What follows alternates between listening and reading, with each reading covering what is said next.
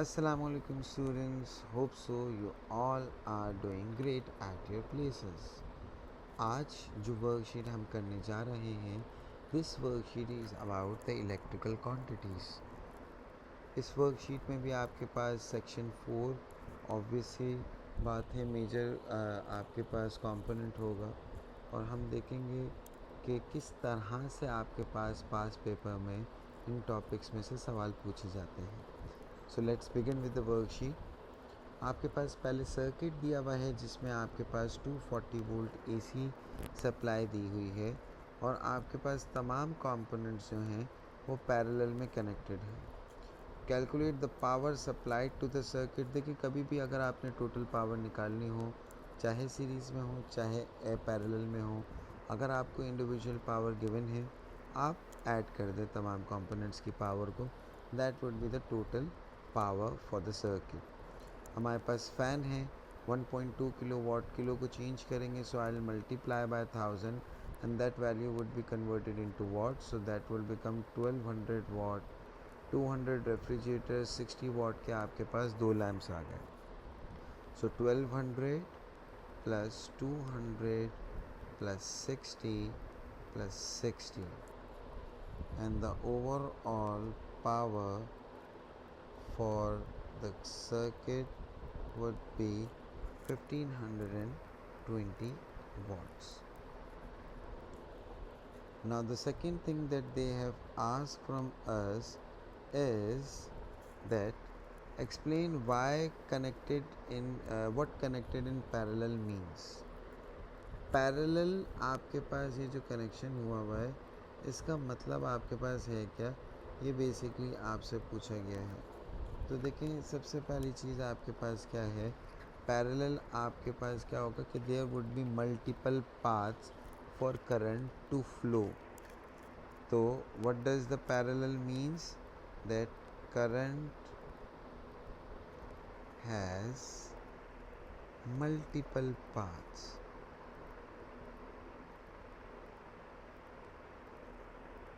To flow.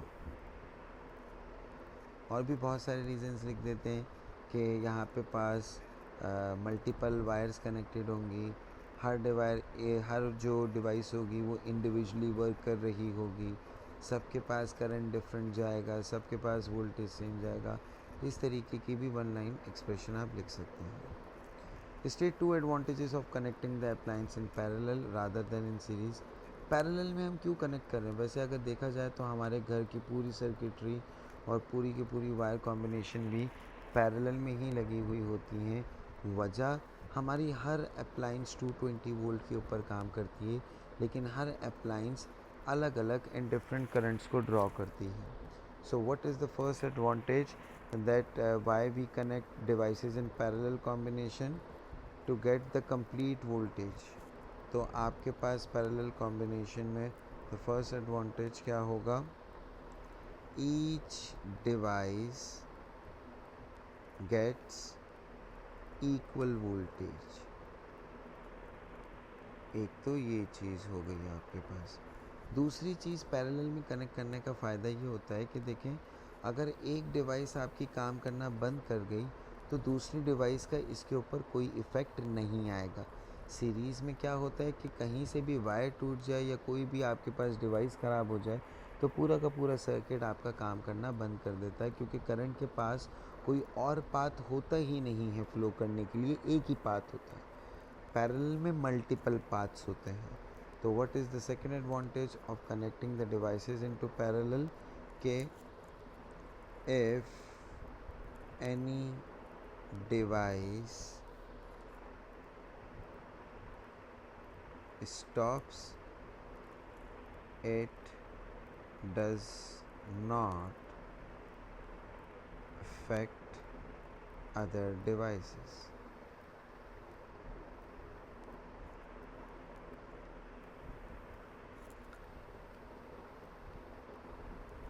So these are the two advantages due to which we connect the components and devices in parallel combination.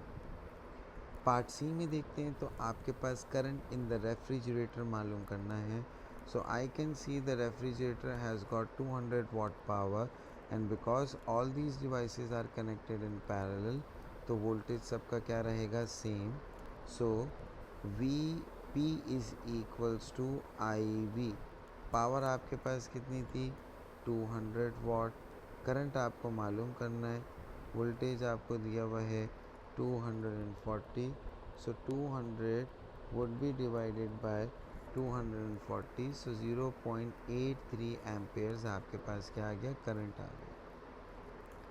For part 2, the energy use by the fan in 3 hours. Energy आपको मालूम करनी है. E is equals to power into time भी लगा सकते हैं. आपके पास power पता है, फ़ैन बेसिकली देख लें, आपके पास फ़ैन की पावर कितनी है, फ़ैन की पावर 1200 वाट है. तो 1200 मल्टीप्लाई बाय टाइम. टाइम आपके पास आवर्स में दिया हुआ है, आपको सेकंड्स में चेंज करना है, तो मल्टीप्लाई बाय 3600 आप लाजमी करेंगे. तो 3 इंटू 3600 इंटू 1200, तो आपके पास एनर्जी आई है 12960000 जूल्स. इसको आप क्या कर देंगे, 2 सिग्निफिकेंट फिगर में, so 13000000 joules. Resistance of one filament lamp. आपको एक फिलामेंट लैम्प की रेजिस्टेंस निकालनी है. एक फिलामेंट लैम्प कितने वाट की थी, 60 वाट की. और पावर का आपको पता ही है, 60 वाट पता चल गई. वोल्टेज का भी आपको पता है. तो पावर का वो फॉर्मूला इस्तेमाल करें जिसमें वोल्टेज और पावर आती है और रेजिस्टेंस भी आती हो. So that is V²/R. तो R को अलग कर, पावर की वैल्यू आपके पास है 60, वोल्टेज आपके पास कितना था 240, और रेजिस्टेंस आपको मालूम करनी है, तो R इधर और 60 इधर. So R would be equals to 240 square divided by 60. तो 240 स्क्वायर डिवाइडेड बाय 60 करते हैं, so the resistance is 960 ohm. That is the resistance for one filament lamp. Moving on towards the question number 2. आपके पास एक circuit दिया हुआ है और आपको मालूम करना है, calculate the current in 8 ohm resistor. सबसे पहली चीज़ देखूं तो 8 ओम रेजिस्टर आपके पास ये रहा. इस 8 ओम रेजिस्टर को मैं अगर देखूं तो ये पैरेलल कॉम्बिनेशन में लगा हुआ है बैटरी के साथ. तो मतलब यहाँ पर वोल्टेज कितना होगा, 12 volt. V is equals to IR. Voltage 12 है, करंट मुझे मालूम करना है, रेजिस्टेंस मुझे 8 दी हुई है. So 12 divided by 8 would be equals to 1.5 ampere. So 1.5 ampere is the current in the 8 ohm resistor. In part B you have to find out combined resistance for 2 5 ohm resistor. अब देखें ये दोनों के दोनों 5 ओम आपके पास सीरीज़ में लगे हुए और सीरीज़ में रेजिस्टेंस ऐड कर दी जाती है, तो टोटल रेजिस्टेंस इनकी 10 ओम होगी. इसी तरीके से पार्ट 2 में इन दो 4 ओम रेजिस्टेंस का कंबाइंड रेजिस्टेंस पूछा हुआ है, तो ये दोनों पैरेलल में लगे हुए हैं. So 1/R is equals to 1/4 plus 1/4. So 1/R is equals to 2/4. So R will be equals to 4/2. So R is equals to 2 ohm. अगर मैं यहाँ पे अपने सर्किट को रीड्रॉ कर लें तो देखें ये आपके पास 12 वोल्ट आ गया. इन दोनों 4 ओम में को कंबाइन करके आपके पास कितना आया, 2 ओम आ गया. अच्छा, अगर मैं सवाल यहाँ पे पूछ लिया जाए कि आपके पास इन दोनों 4 ओम में वोल्टेज कितना है, तो देखें दोनों पैरेलल हैं और दोनों पैरेलल बैटरी का ही हैं, तो दोनों के अंदर 12 वोल्ट जाएगा. इसके बाद एक 8 ओम का रेजिस्टर लग गया और 5 ओम और 5 ओम में आपके पास वोल्टेज, पहली बात इन दोनों का कंबाइंड वोल्टेज 12 होगा. इन दोनों का इंडिविजुअल वोल्टेज देख लिया जाए तो देखें दोनों सीरीज़ में लगे हुए हैं, तो वोल्टेज डिवाइड होगा और इक्वल डिवाइड होगा क्योंकि दोनों की रेजिस्टेंस भी क्या है, सेम. तो इसका मतलब इसका भी 6 वोल्ट होगा, इसका भी 6 वोल्ट, इसका तो 12 वोल्ट है और इन दोनों का ही 12 वोल्ट होगा.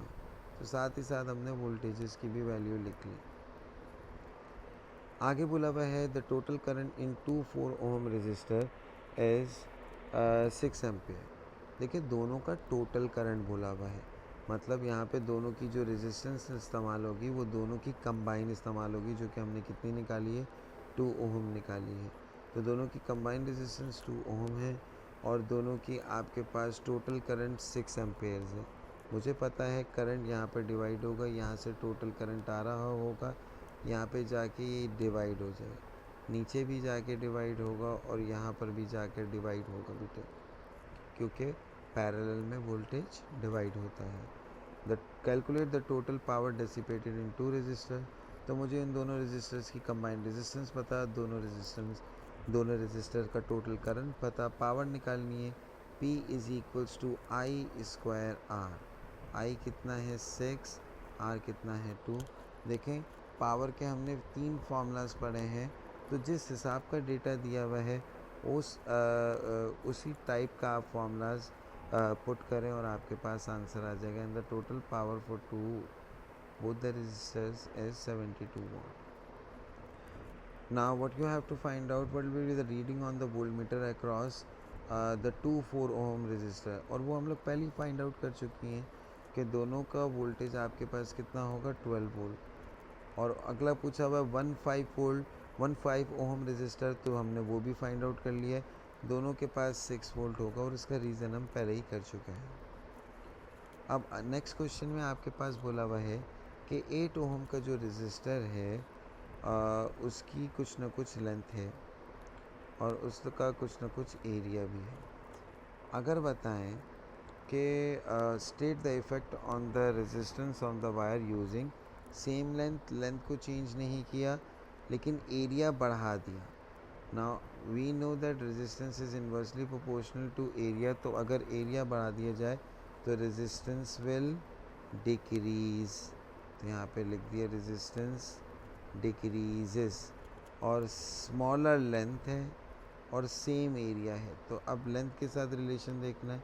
Length is directly proportional to resistance, तो अगर लेंथ कम हुई है तो रेजिस्टेंस भी आपके पास बेटे क्या होगी, कम होगी। सो रेजिस्टेंस डिक्रीजेस। इसी तरीके से आपके पास क्वेश्चन नंबर 3 है, जिसमें आपके पास एक बैटरी लगी हुई है और एक रेजिस्टर लगा हुआ है। बैटरी के अंदर 90 कूलम के चार्जेस पास हो रहे हैं in time 45 seconds. What you have to find out, you have to find out the value for current. Current का एक जर्नल फार्मूला भी होता है, by definition rate of flow of charges. So I is equals to Q over T. I तो पता नहीं, Q पता है 90 है और टी आपके पास पता है 45। सो जब 90 divided by 45, the answer for the current would be equals to 2 amperes. The resistance of the circuit, resistance मालूम करनी है, V is equals to I R. Voltage आपको पता है 6 है, करंट अभी निकाला है 2, रेजिस्टेंस निकाल लेंगे 2 वहाँ जाकर डिवाइड हो जाएगा, 6 divide by 2 would be equals to 3 ohm. Similarly, now you have to find out energy in 45 seconds. So energy would be equals to IVT. आपके पास करंट अभी निकाला था 2 एम्पेयर, वोल्टेज हमें पता था 6 है, टाइम हमें दिया हुआ है 45। सो 2 into 6 into 45 and the total energy that is transformed in the circuit is 540 joules. Explain what is meant by the term EMF। अब इसकी डेफिनेशन आप मुझे बताएंगे कि पिछली वीडियो में भी इसी टाइप का एक सवाल आया था, जिसमें मैंने आपको एलैबोरेट किया था EMF के बारे में। जर्नली एक छोटा सा कॉन्सेप्ट मैं आपको बता देता हूँ। EMF पूरे सर्किट का वोल्टेज होता है, पोटेंशियल डिफरेंस एक कंपोनेंट का वोल्टेज